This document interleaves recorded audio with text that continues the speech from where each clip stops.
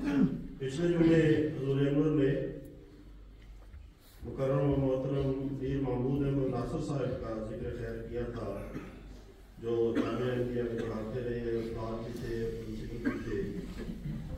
और हुज़ूर ने फरमाया कि वो अपने बच्चों को कहा करते थे कि हज़रत मसीह मौऊद अलैहिस्सलाम का सबसे बड़ा मौज़ू ये है कि आपने बंदों को खुदा के साथ मिला और बंदों का खुदा के साथ एक जिंदा ताल्लुक है। और आप के अंदर खुदा ताला की मोहब्बत किस तरह पाई जाती थी, उन्होंने उसका भी जिक्र किया कि आपके बेटे ने बताया कि डायरी पर उन्होंने लिखा हुआ था एक सफ़े के ऊपर कि अल्लाह दे आमो, यानी ऐ अल्लाह मैं तुझसे मोहब्बत करता हूँ। मैं चूँकि उनका शागिर्द भी रहा हूँ, वो हमें इश्तराकियत और मालूम मज़ाहिब पढ़ाते रहे हैं, कुरान करीम भी पढ़ाया उन्होंने।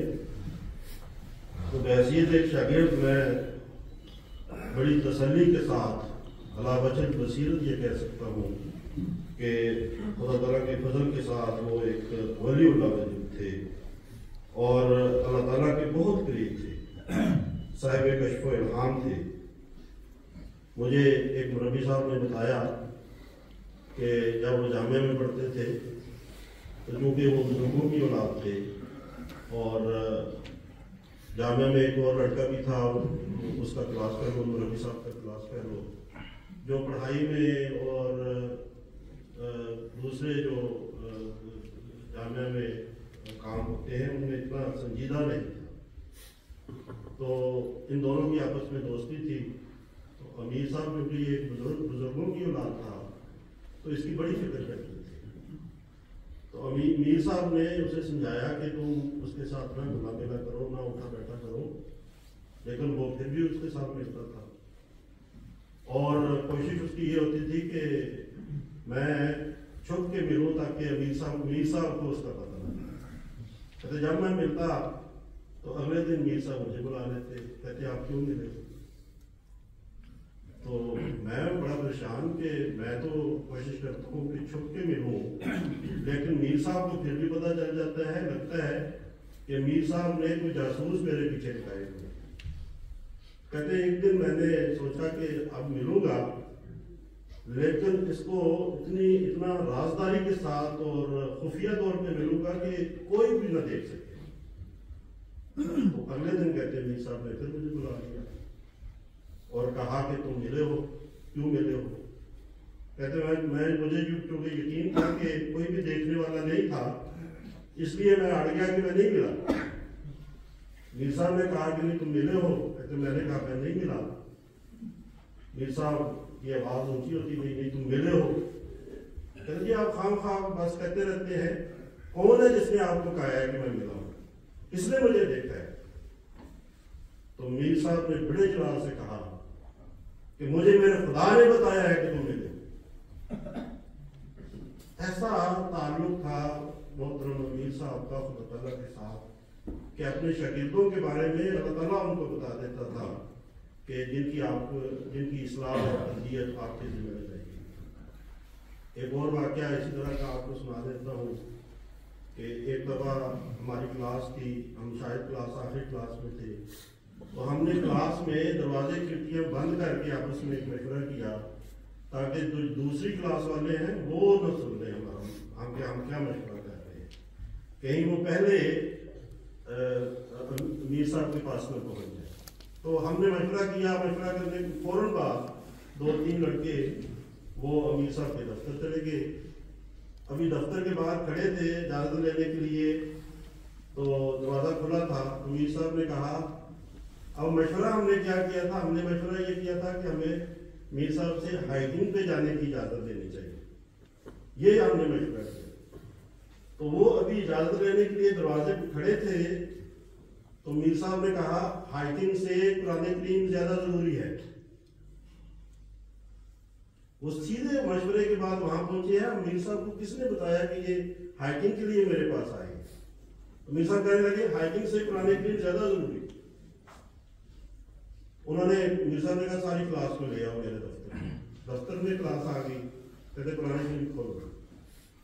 ہر ایک نے قرآن کریم کھولتا گیا جہاں جہاں سے بھی.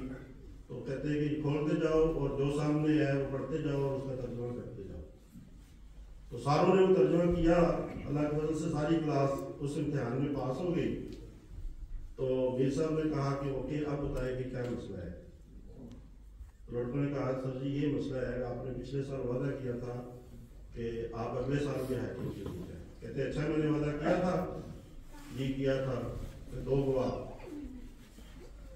تو 2 لڑکوں نے گواہی دے دی. بتا جی ٹھیک ہے بجائیں ہائی کورٹ کے لیے تیاری کریں. تو یہ وہ بزرگ تھے جو حضرت مسیح موعود علیہ السلام کی تعلیم پہ جنہوں نے عمل کیا, اور یہ وہ انقلاب تھا جو حضرت مسیح موعود علیہ السلام کے ذریعے سے برپا ہوا. جو بھی اخلاص کے ساتھ اللہ تعالیٰ کی طرف قدم بڑھاتا ہے, اللہ تعالیٰ اسے اپنی گود میں لے لیتا ہے اور اللہ کا ہو جاتا ہے. اور یہ بھی بات حضرت صلی اللہ علیہ وسلم نے ایک مثال دے کر ہمیں سمجھائی. آپ نے بتایا کہ ایک شخص جو صحرا میں ہو اور جس کی اونٹنی جس کے اوپر اس کا سارا سامان لدا ہوا ہو وہ گم ہو جائے تو وہ انسان کتنا پریشان ہوتا ہو کہ صحرا میں ہے, اونٹنی ہے, گم ہو گئی ہے اور سارا سامان اس کے اوپر لدا ہوا ہے. اور پھر وہ لیٹ جائے اور جب اٹھے اور جاگے تو اچانک دیکھے کہ اس کی اونٹنی اس کے سامنے ہے. تو آپ نے فرمایا اس شخص کی خوشی کا حال کا اندازہ تم لگا لو کہ وہ کتنا خوش ہو. تو آپ نے فرمایا کہ جب خدا کا بندہ جو گنہگار بندہ ہے, جو خدا سے دور ہو چکا ہوتا ہے, جب وہ خدا تعالیٰ کی طرف آتا ہے تو خدا کو اس شخص سے بھی زیادہ خوشی حاصل ہوتی ہے جو جس کی اونٹنی گم ہو گئی تھی اور جس کو اچانک اس کی اونٹنی صحرا میں لے گئے.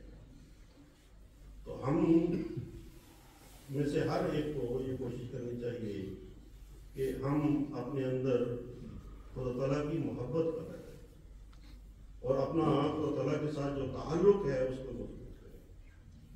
اور اس کے لیے سب سے اہم ذریعہ نماز ہے. نماز کے بغیر کچھ نہیں ہوگا. یہی وہ سیڑھی ہے جس کے ذریعے سے ہم خدا تعالیٰ کی طرف جاتے ہیں اور جس کے ذریعے سے ہم خدا تعالیٰ کی طرف چڑھتے ہیں. اور خاص طور پہ فجر اور عشاء کی جو نمازیں ان کے بارے میں تو وہاں حضرت صلی اللہ علیہ وسلم نے فرمایا کہ فجر کی اور عشاء کی جو نماز ہے وہ اس طرح خدا تعالیٰ کی حضور پیش کی جاتی ہے کہ جب رات کے فرشتے خدا تعالیٰ کے پاس جاتے ہیں صبح کے وقت تو وہ اس بندے اپنے خدا کے بندے کو نماز کی حالت میں چھوڑ کے جاتے ہیں اور جا کے خدا کو کہتے ہیں کہ ہم تیرے بندے کو اس حالت میں چھوڑ کے آئے ہیں کہ وہ نماز پڑھ رہا تھا.